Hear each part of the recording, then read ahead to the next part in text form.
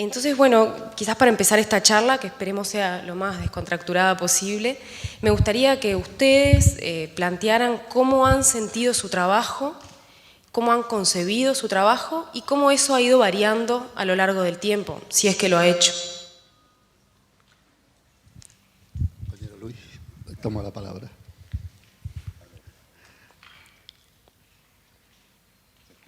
No, tenemos un problemita con el micrófono. Aquí. ¿Ahora? Es él, el de la magia. Repíteme la pregunta, por favor, porque me distraje con esto.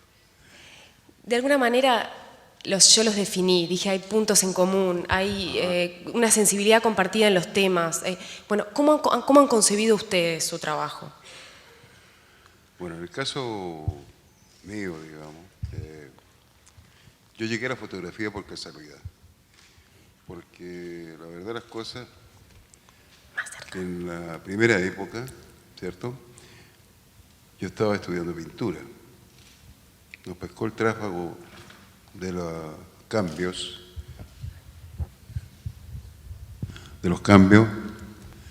en plena etapa antes de la Unidad Popular, y por lo tanto no hubo una planificación. Vale decir, lo que determina en gran parte el trabajar en fotografía permanentemente tiene que ver con el golpe militar. Primero que nada porque una manera de comunicarse era más rápida, era más efectiva para la época, la fotografía más que la pintura. Y bueno, mis compañeros, por lo menos de generación de la universidad, ellos siguieron con la pintura, ¿no? Pero yo fui tal vez el único disidente de ese grupo que empezó con la fotografía. Entonces me tocó registrar primero en mi tierra, ¿cierto?, antes del golpe, en la Universidad de Chile, que es tal vez lo único más artístico que empecé, fue con la Escuela de la Universidad de Chile, siendo que yo venía de la Universidad del Norte, con artes escénicas, vale decir, teatro, ballet y música. Y eso duró hasta el golpe mismo. Fui corresponsal de un diario también allá. Vino el golpe y durante los 3 primeros años, del 73 al 76, hasta mediados del 76, me traslado a Santiago, por razones políticas, porque tenía problemas allá, recaudábamos dinero para ayudar a la gente, me iban a detener, así que tuve que viajar de un día para otro. Llego a Santiago más que nada buscando trabajo, primero que nada. Y me encuentro con un compañero amigo de la infancia, de allá del norte, que tenía vínculos con la vicaría. Y se produce, o sea, no había ni siquiera una vacante, o sea, no existía la fotografía, vale decir, allí. Y partí haciendo dibujos para apoyar a los consultorios, a los profesionales de la salud. En ese tiempo usaban papelógrafos, así que como de ese tamaño, ya, todo dibujado, que había papel craft, qué sé yo. Y empieza, bueno, la revista de la vicaría, que es mucho decir, era un boletín en realidad, quincenal. Y ahí se produce la necesidad de fotografía. Y como me dieron con cámara, me ofrecieron el trabajo y empecé a colaborar. Y partimos con la primera necesidad, digamos, o sea, por eso digo que no fue para nada planificado, la necesidad de registrar a los detenidos desaparecidos con sus fotos, digamos, para presentar los recursos de amparo, de los cuales, como anécdota, se presentaron 6.000. En la primera etapa, solamente uno fue aceptado.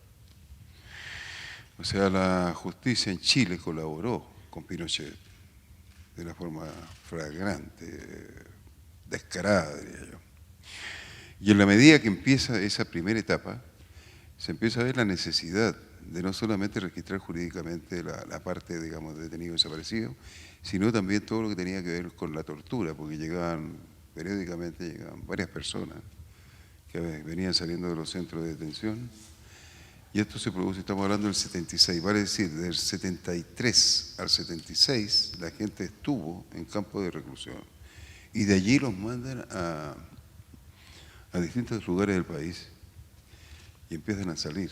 Entonces, había que registrar todo eso, ¿no? Y como vemos que esta trayectoria entonces tiene historicidad, que no hay una autodefinición, y para que Aurelio, que se escudó en la cámara, acompañe esta charla, después retomamos en este punto tu trabajo y tu trayectoria. Aurelio también dice haber llegado a la fotografía por casualidad. Yo creo que en nuestra época hay casi todos los fotógrafos entramos en el oficio por casualidad. Yo vengo de un país donde yo era domador de camellos. Entonces nada que ver con la fotografía. Fue un recorrido no muy, no sé cómo decirlo, ¿no? Pero nada convencional.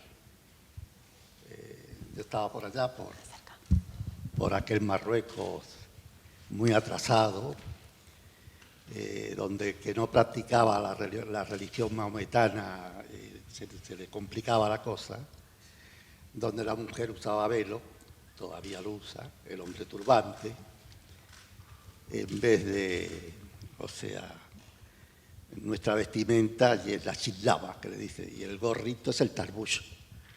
Y yo nací en una localidad llamada, yo lo digo, pero ustedes no se van a quedar con el nombre, es un nombre difícil, se llama Ouatlaou, queda a orillas del Mediterráneo. O sea que soy un poquito como Serrat, nací en el Mediterráneo, pero en la parte de África. Y bueno, yo llegué acá un 14 de noviembre del año 52.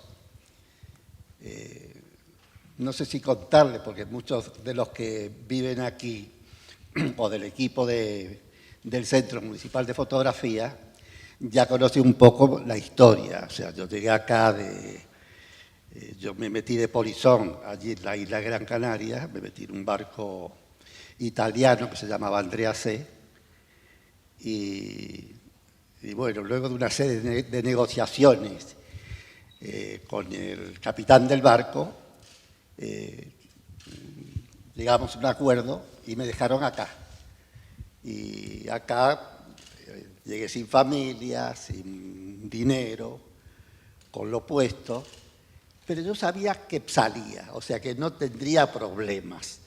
Y empecé a trabajar de todo un poco, hasta que un día apareció por ahí un señor que se apellida igual que tú, Navarro, pero de nombre Lucio Navarro. Bueno, otra coincidencia. Y bueno, que fue... Este hombre precisaba que lo ayudaran porque había salido de un hospital donde iban a parar las personas que tenían enfermedades pulmonares. Y bueno, la cosa es que yo lo ayudé. Y este hombre resultó que era fotógrafo. Y me enseñó fotografía, que a mí no me interesaba, la verdad. No me interesaba porque mi idea del mundo era otra cosa. O sea, yo quería recorrer el mundo, ir a no sé cuántos lugares, y la fotografía no estaba dentro de mis planes. Pero la cosa es que este hombre se empeñó en que yo aprendiera fotografía, y aprendí fotografía. Y resultó que un día, un diario muy pobre de este país, llamado Justicia, no tenía fotógrafo, y vinieron a buscarme a mí, que yo estaba viviendo ahí en la calle Dante, casi República, y ahí empecé a sacar fotos para este diario. Este diario a los 2 años desaparecía, le estoy hablando del año, la mayoría de ustedes no eran nacidos todavía, le estoy hablando del año 53, 54. La cosa es que saqué fotos, o sea, sacaba fotos, desaparece este diario y yo entro a trabajar en El Popular. Y la verdad, sinceramente, me ocurrió como le puede ocurrir a cualquier persona que quizás ella no está muy enamorada de él o él de ella, pero igual se casan. Pero estando conviviendo, llegan a enamorarse, llegan a quererse. A mí me pasó eso, o sea, yo entré sin estar muy convencido. pero de a poco me fui enamorando. Y ahí es un buen momento para una pausa, porque entonces los dos desembocan en algo que en principio no era lo que habían pensado y sin embargo empieza a haber un compromiso muy fuerte por parte de los dos. Y frenamos en la tarea de la vicaría, de la solidaridad en el caso de Luis, aunque en realidad también tenés actividad en prensa antes, ¿verdad? ¿Es correcto? Y en tu caso, Aurelio, bueno, actividad en un medio de prensa de salida diaria y, digamos, y con actividad voluminosa. Sí. Entonces, de alguna manera, esto también los emparenta, porque los dos registraron coyunturas de protesta social, coyunturas de autoritarismo y de represión por parte de los gobiernos, por parte del Estado. Y entonces aquí me gustaría de los dos que podamos escuchar cómo es vivencialmente el haber fotografiado en esas circunstancias y también al ser épocas de censura, incluso antes de los golpes de Estado, bueno, cómo se las ingeniaron, cómo se las arreglaron para burlar esa censura, que ambos lo hicieron. Bueno, en el caso mío, concretamente, tengo que hacer un pequeño paréntesis a lo que dije al principio. Mi mejor amigo, criado desde la infancia con él, me pasó una cámara. Estaba pasando un periodo muy difícil, familiar yo. Entonces, tomé la cámara y hasta el día de hoy la tengo en mis manos. Y él me dijo una cosa muy linda. Me dijo, pinta con la cámara. Porque sabía que yo no estaba pintando, no estaba haciendo nada con la parte artística, digamos. Y eso como preámbulo a la otra que me dices tú. Cuando llega la situación, digamos, de la vicaría como tal, el trabajo y la censura y el peligro y todo lo demás, yo creo que nos fortalecimos, a pesar de todo lo difícil que era vivir en ese momento. La misma gente de las agrupaciones, tanto de ejecutados como de desaparecidos, fueron los que a uno lo potenciaron más. Y también, importante, fue el cardenal. El ejemplo que nos dio. Yo soy ateo, por convicción, pero había un respeto enorme. Voy a decir, la primera persona que trabajaron en la vicaría en la mayor parte era de izquierda. ¿Ya? Muchos de ellos estaban refugiados, habían sido aprendidos en la primera época, habían profesionales de todo tipo, y el cardenal nos fortalecía con su ejemplo. Voy a decir, nosotros sabíamos que a pesar de todo el peligro que había, ¿cierto?, había una persona que realmente era de un nivel moral superior. ¿Ya?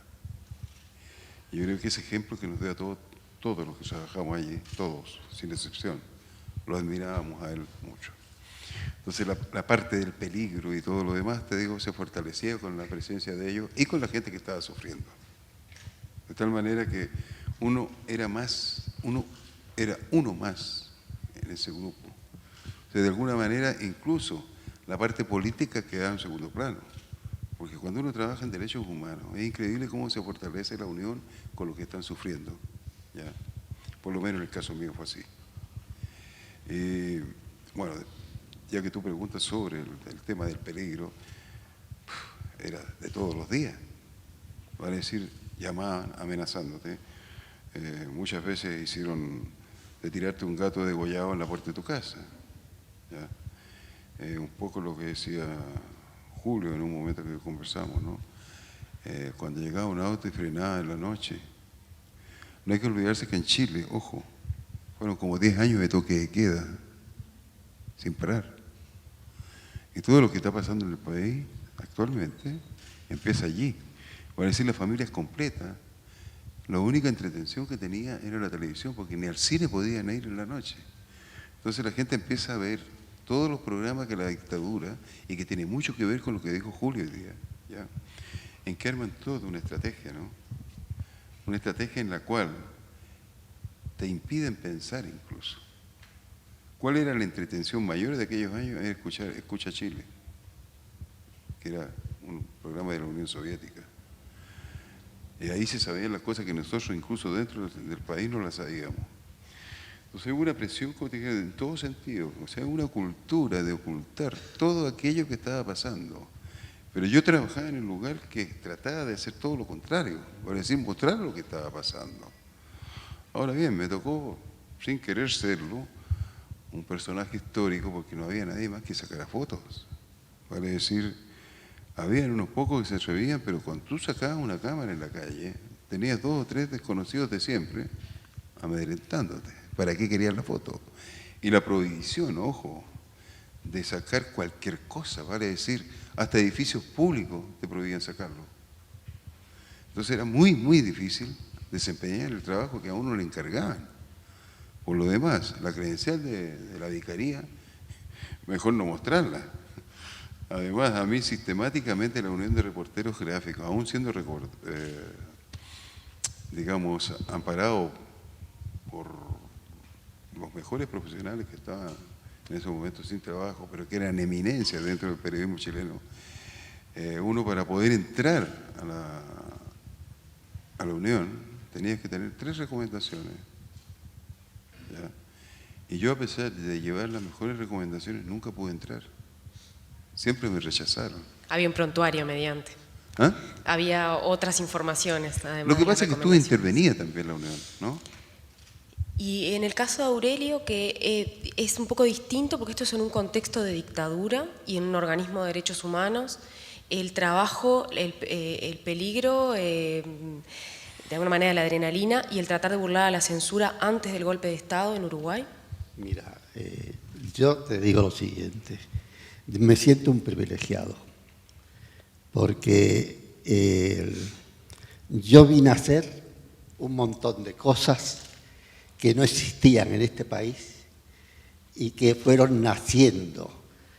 Digo, se dan cuenta que yo le estoy hablando del año 50 y un poco, donde este país era un país, digo, tranquilo, sin sobresaltos, pero vivió mucho de lo que fueron la guerra mundial, o sea, la Segunda Guerra Mundial, la Guerra de Corea.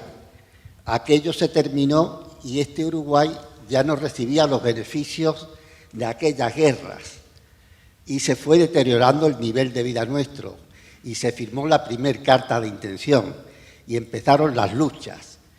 Yo diría que acá, y perdónenme que le diga, acá el papel preponderante, digo, lo tuvieron los trabajadores. Ustedes son testigos que él me responde otra cosa. No hay vuelta que darle. O sea, y su mejor aliado fueron los estudiantes. Digo, ¿por qué digo eso? Porque en aquellos momentos difíciles, digo, se encontró el lenguaje de la unidad y nació lo que se llama hoy día PIT-CNT, pero en aquel momento nació como la Convención Nacional de Trabajadores. Y tras cartón nacía lo que ahora, digo, este gobierno que tenemos ahora, o sea, nacía el Frente Amplio, donde este Uruguay empezó a cambiar. Ese viejo Uruguay no es el mismo, les puedo asegurar que no es el mismo de aquella época, le estoy hablando del año 60, 60 y pico, donde fueron años muy duros, para aquellos que trabajamos en prensa opositora al sistema, teníamos una persecución constante, pero no así nomás, una persecución a garrote vil, se puede decir, porque el mero hecho de llevar una máquina colgada, era realmente, te miraban con malos ojos, y como este pequeño país es lo que es, y todos nos conocemos, nosotros estábamos muy marcados, o sea, no solamente yo, todos mis compañeros estaban muy marcados. Entonces nos hacían la vida imposible, y entonces había que ingeniársela, pero además de ingeniársela había que tener la voluntad política, digo, de hacer y de registrar los hechos. Y claro yo la verdad no puedo usar la palabra sufrir. Yo, sinceramente, en los momentos más duros, yo no sufría. O sea, era una especie de militancia consciente. casi con alegría, se lo puedo asegurar. Nuestra actividad tenía un sentido, reflejar esas cosas diarias, mostrar lo que los otros no mostraban. Entonces era un deleite cuando había cosas muy duras y a lo mejor la policía la noche antes había habido heridos y ellos sacaban un comunicado diciendo la policía no usó armas. Y al otro día salía nuestro diario con un gendarme, un policía, con un arma en la mano tirando, o sea, le desbaratamos el plan. Y bueno, todo eso nos traía complicaciones. Y lógicamente, en el momento del golpe de Estado, digo, se nos complicó más todavía.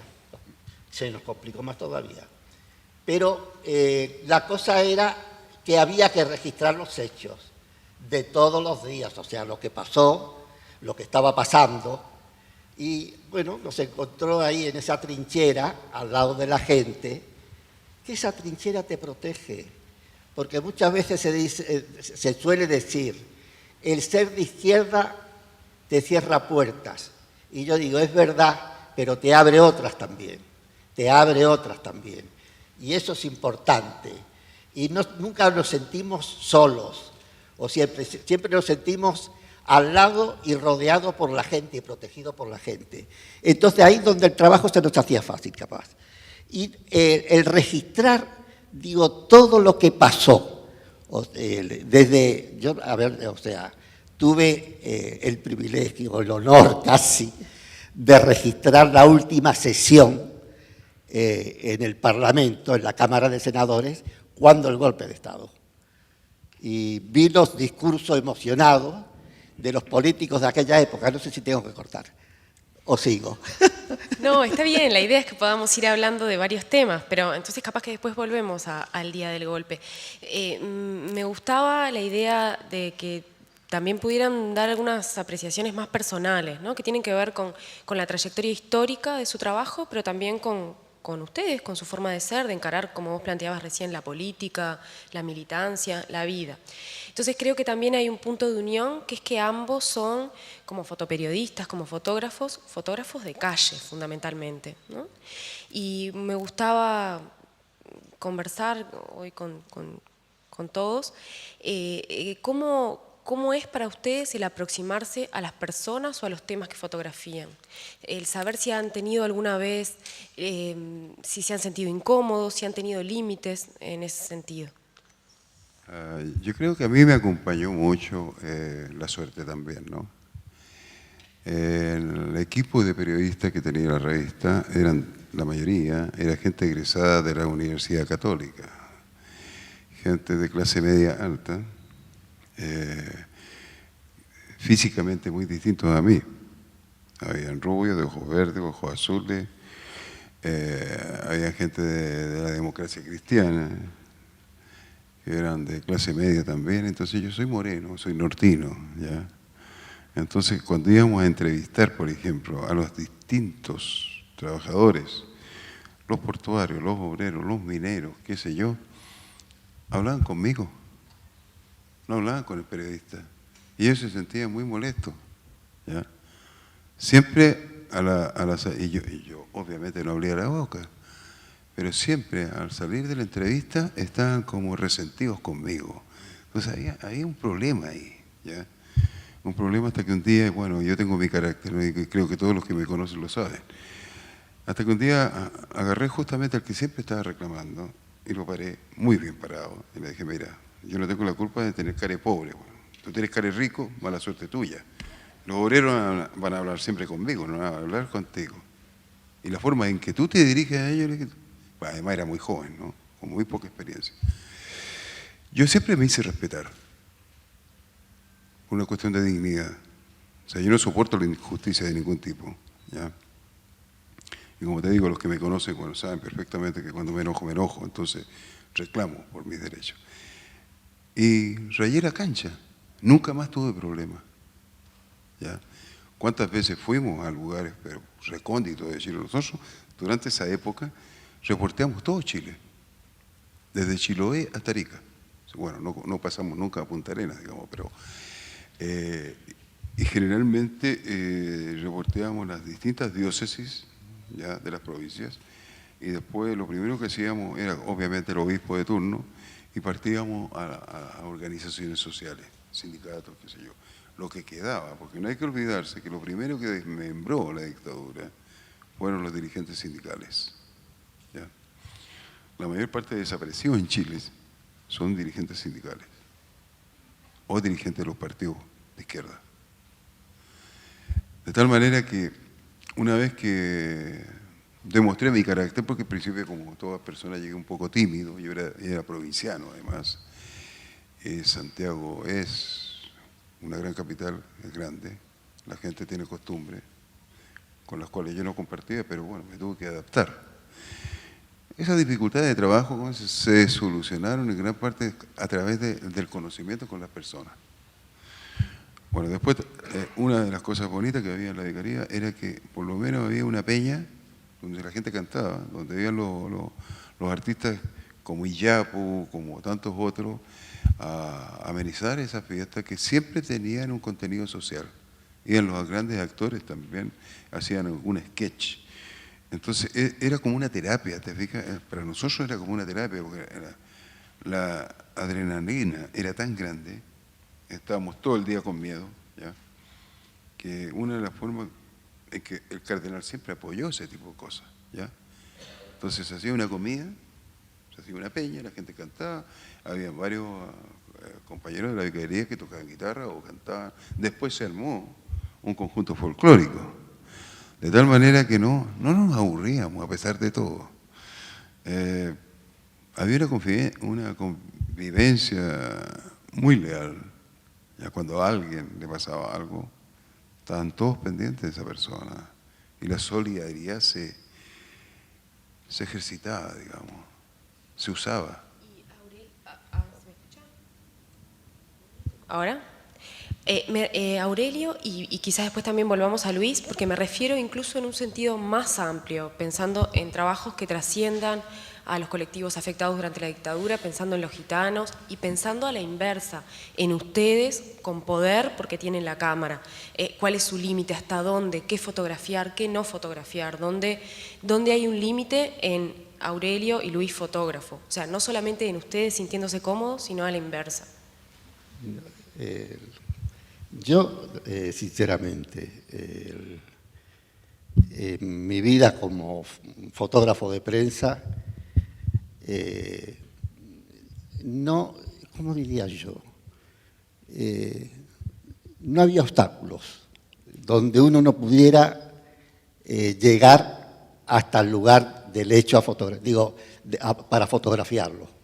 Si no entraba por la puerta, entraba por la ventana, y si no por la chimenea. La cosa era tener ese firme propósito, ¿me entendés?, de registrar los hechos.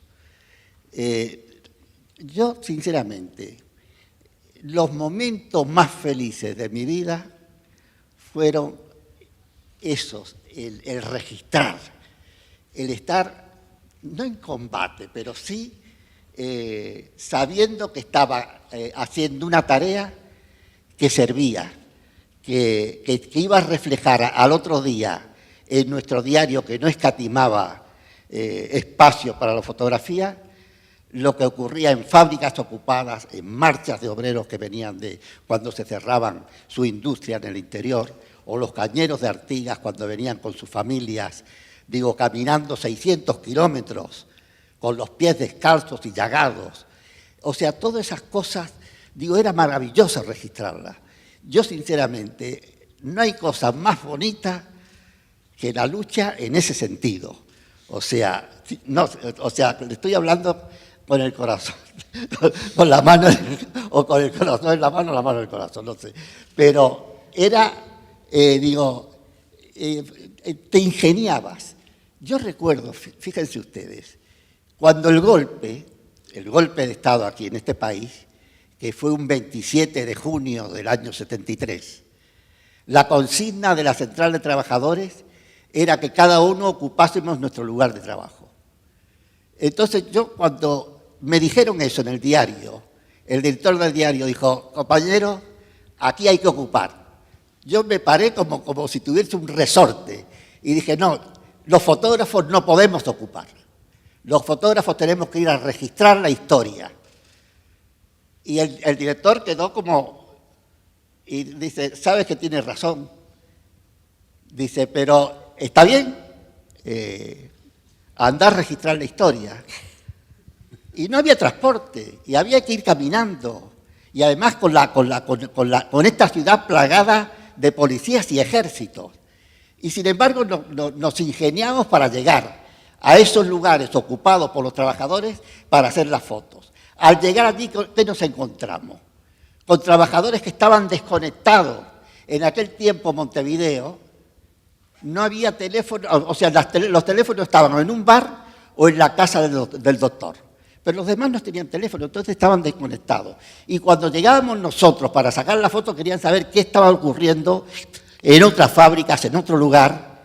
Y entonces, al hacer la recorrida por distintos lugares ocupados y llegar al diario, yo dije, compañeros, yo vengo con la firme convicción que nos tenemos que convertir en diarios orales.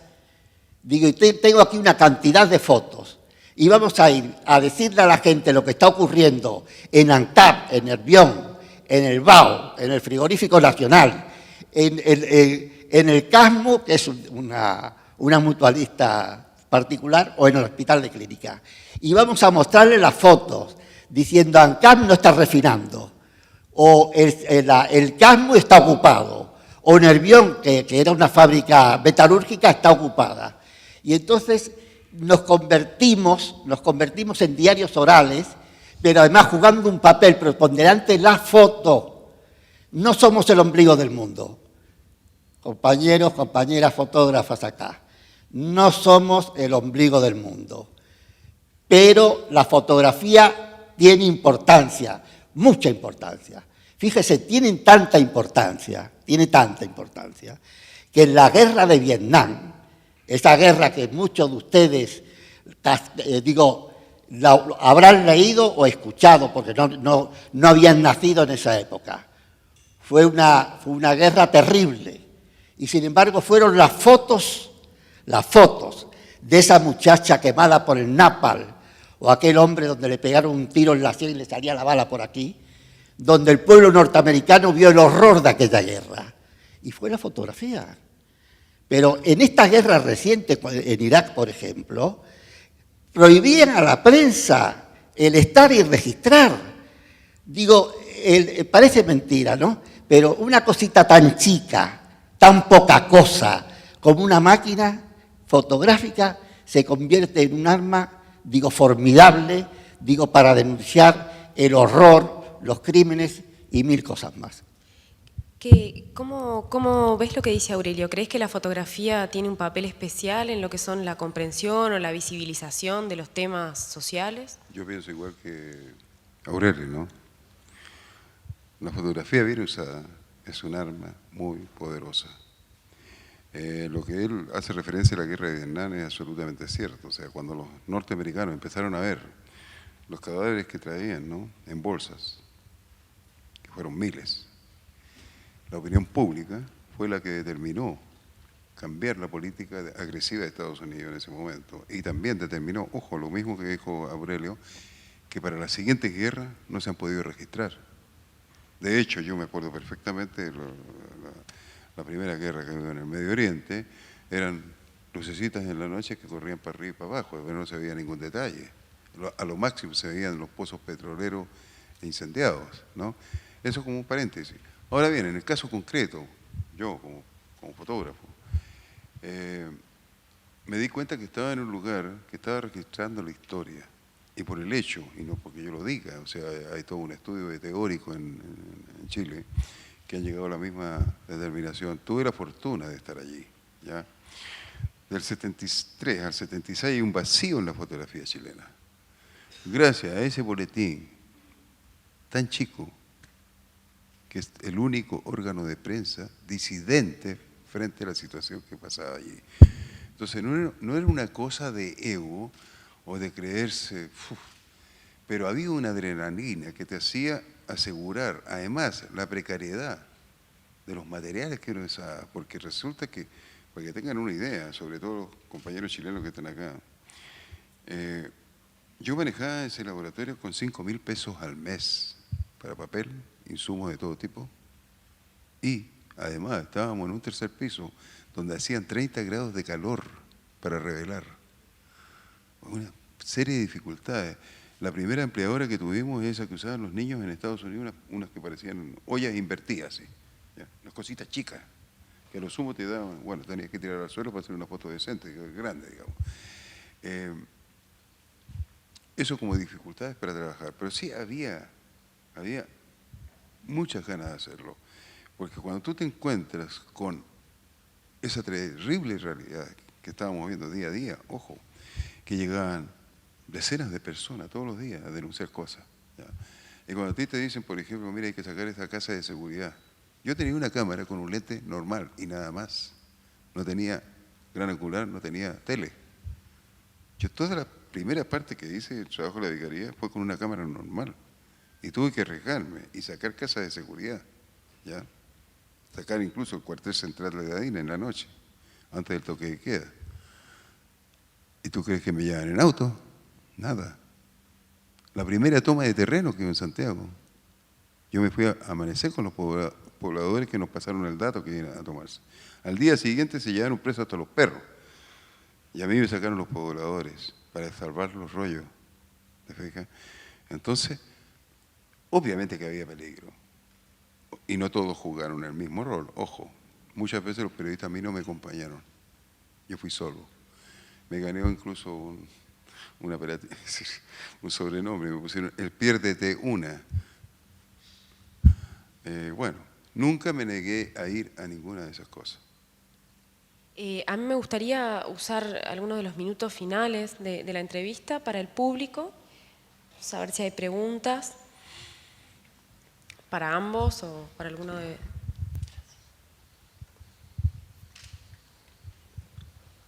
El público está cansado. Y entonces me gustaría saber si están haciendo algo ahora, si tienen algún proyecto ahora, en qué están, con ganas de qué están o en qué están en este momento. A mí me encanta hacer libros. No, lo que pasa, ustedes saben, encontramos aquel archivo de fotos que habíamos escondido el 6 de julio del 73 en plena dictadura, gracias a estos jóvenes inquietos del Centro Municipal. Ya le subí la categoría. Vamos arriba. Bueno, gracias al empeño de ellos, pero además porque hubo la voluntad de no darlo nunca por perdido. Pero lo bueno que me encontré,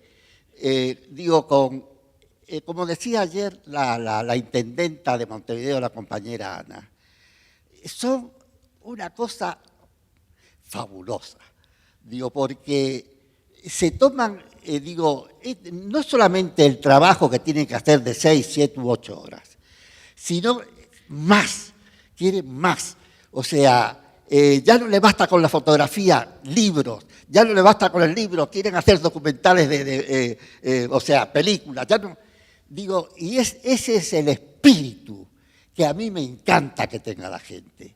Por eso es que estoy a gusto, fíjense, yo tengo ya 80 años, estos chiquilines tienen 20, y sin embargo me siento a gusto porque veo en ellos ese espíritu, esas ganas de reflejar, de que se vean las cosas, que la historia la podamos contar mirando las fotos, diciendo, pasó esto, no hace falta ni contarla, basta con ver las fotos y ver toda esa gama de cómo va cambiando la vestimenta, el peinado, los zapatos también.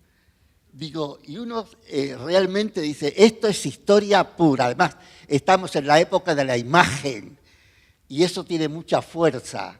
Y yo les aseguro a ustedes que la fotografía tiene más vigencia que nunca, más que nunca. Y toda la fuerza que tiene los canales de televisión, que tienen mucha fuerza, digo, de alguna manera nosotros le hacemos roncha. Y eso es positivo, porque si no, son los dueños del dinero los que van a manejar la cosa. Y nosotros con una camarita de $300, digo, hacemos roncha. Gracias. Y si tienen algo que preguntar, denle nomás. Luis.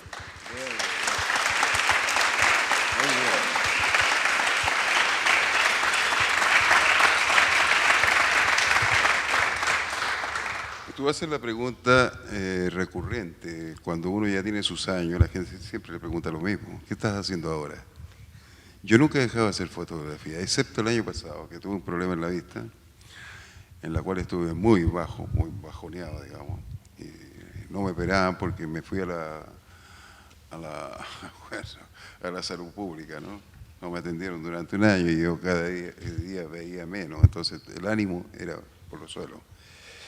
Bueno, afortunadamente en enero fui operado, veo muy bien, estoy haciendo fotos de nuevo y tengo muchas ganas de seguir en la brecha. Ahora bien, yo quisiera hacer una definición de la fotografía que siempre me ha interesado como un modo de expresión. Primero que nada, para mí la fotografía es poesía, por la capacidad de síntesis. 2, es democrática. 3, es subversiva, porque habla con la verdad, en una época donde hay mucha hipocresía. Decir la verdad a veces es un pecado. También tiene algo, un componente, digamos, que en una fracción de segundo, creo que ninguna disciplina artística es capaz de hacer eso. Se puede reflejar un instante que puede quedar para la posteridad y que puede quedar para la memoria colectiva. Yo creo que todos los fotógrafos, todos, sin excepción, los que adoran esta profesión o toman esta profesión, tienen la necesidad de trascender, que además es una necesidad de casi todos los seres humanos, ¿no? Pero trascender en fotografía significa tener un estilo. Y cuando estamos hablando de tener un estilo, significa ser autor. Porque es muy fácil hablar de autoridad, de autor. Todos son autores porque sacan una foto. Pero tener una identificación como la huella digital, pocos la logran. Yo estoy en eso, tratando, ¿ya? Creo que voy a luchar siempre. Y no por una cuestión de ego, porque soy bastante humilde en mis cosas. Yo creo que el ego no hace muy bien tampoco. Demasiado ego no te deja avanzar. ¿Por qué razón? Porque no hay autocrítica. Y como yo soy un marxista de izquierda, para mí la autocrítica es absolutamente necesaria. Tan necesaria como respirar. Y para terminar, quiero agradecer al centro. Creo que la labor que hacen ustedes es extraordinaria. En un país pequeño, como dice Aurelio, ustedes hacen cosas realmente dignas de imitarlas. También agregar, y aquí hay que sacarse el sombrero con el equipo que trabaja acá. Nos han atendido muy bien, con mucho cariño, y creo que sentirse honrado de participar en un encuentro de este tipo. Muchas gracias por ello. Bueno, gracias por la charla y gracias por la fotografía.